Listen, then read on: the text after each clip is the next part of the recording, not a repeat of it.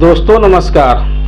आज 6/5/2024 को नल जल अनुरक्षक का हाई कोर्ट में केस था, जिस केस का बहस होने वाला था। मैं सुबह में एक वीडियो बनाया था जिसमें मैंने कहा था कि दिन भर में जो खबर उभर कर आएगा उस खबर को मैं जानकारी दूंगा। तो मैं आपको बता दूं कि आज का जो बहस था उस बहस को रोक ही लगवा देने के लिए मैंने बात किया था कि आज बहस को ही रोक लगा दिया जाए।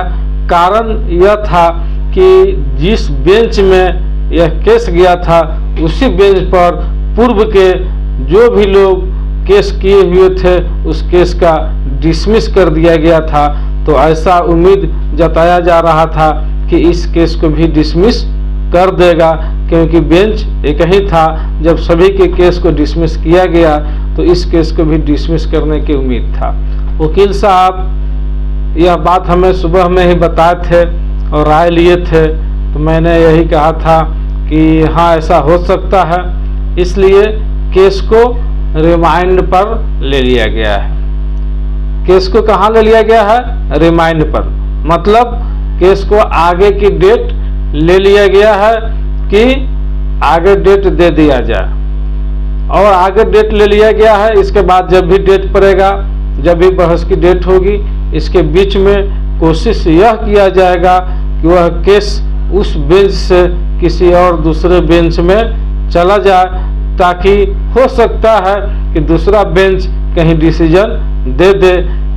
जिस बेंच पर केस है वह बेंच तो डिसीजन दे नहीं रहा है, सिर्फ यही कह रहा है कि आप अपने विभाग में पैसा को मांग कीजिए, आपको पैसा मांग करने की स्वतंत्रता दी जाती है। इस तरह का जो है कुछ केस में डिसीजन दिया गया था। तो इसीलिए जो हम लोगों का केस है, जो मेरा केस है, उस केस का जो है रिमांड ले लिया गया है आज के डेट में। और इसके बाद कोशिश यही किया जाएगा कि दूसरे बेंच में कहीं जाए, और वहाँ उसके बाद में जब दूसरे बेंच में चला जाएगा तो केस का बहस होगा। आगे ईश्वर जाने, भगवान जाने, कोर्ट जाने कि क्या होगा नहीं होगा, लेकिन मैं लास्ट तक अधिकार लेने के लिए लड़ाई लड़ूंगा। चाहे हाई कोर्ट हम लोगों को अधिकार दे, चाहे सुप्रीम कोर्ट दे, लेकिन लड़ाई लड़ता रहूंगा। बस सिर्फ आप लोगों का सहयोग चाहिए। भागीरथ ठाकुर जी के केस में जो है डिसमिस किया गया, लेकिन भागीरथ ठाकुर जी ने उस केस में जो 17 आदमी थे सभी लोगों से सहयोग करने की अपील किए थे। दुर्भाग्यपूर्ण बात यह है कि सभी लोग सहयोग नहीं किए, जिसके कारण वह डबल बेंच में सभी लोग नहीं गए। लेकिन हाँ, भागीरथ ठाकुर जी डबल बेंच में गए हैं, जितेंद्र दुबे भी डबल बेंच में गए हैं, और मुजफ्फरपुर जिला के सकरा प्रखंड के जो लोग केस किए हुए थे वो लोग डबल बेंच में नहीं गए। उनका भी केस यही कहकर डिसमिस किया गया कि आपको स्वतंत्रता दी जाती है विभाग में पैसा की मांग करने के लिए। तो इस तरह से जो है अभी केस का प्रक्रिया चल रहा है, और धैर्य रखे। और जो भी लोग अभी तक केस में नहीं गए हैं उन लोगों से मैं यही कहना चाहूँगा कि सभी लोग केस में जाइए। जिस दिन बिहार के कम से कम 50% लोग केस में चले जाते हैं, तो ऐसा उम्मीद किया जाएगा कि जब यह परेशानी बिहार के 50% लोगों के पास देखा जाएगा कि बिहार में किसी भी नल जल चलाने वाले अनुरक्षक को पैसा नहीं दिया जा रहा है, केस अधिक से अधिक संख्या में पहुंच रहा है हाई कोर्ट में, उस दिन जो है कोर्ट जो है संज्ञान में लेगा और नल जल चलाने वाले अनुरक्षक को पेमेंट करने का आदेश जरूर देगा। इसलिए मैं बार बार कहता हूं कि चुपचाप घर बैठने से काम नहीं चलेगा। आप लोग एकजुटता बनाए, संख्या ज़्यादा से ज़्यादा संख्या में एकजुट हो। पटना में धरना प्रदर्शन भी होगा, जिला में भी होगा, प्रखंड में भी होगा, लेकिन आप लोग केस में जरूर जाए।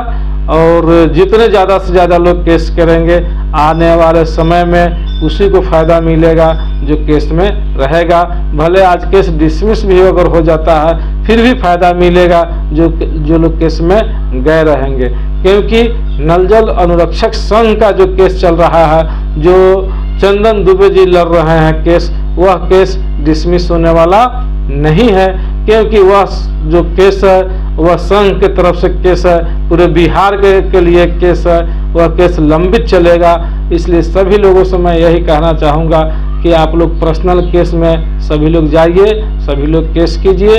जब डिसीजन आने वाला होगा तो एक ना एक दिन डिसीजन किसी के केस में जब आएगा तो फायदा उन सभी को मिल जाएगा जो लोग केस में गए रहेंगे, लेकिन जो लोग केस में नहीं गए होंगे उनको कभी कोई फायदा नहीं मिलेगा।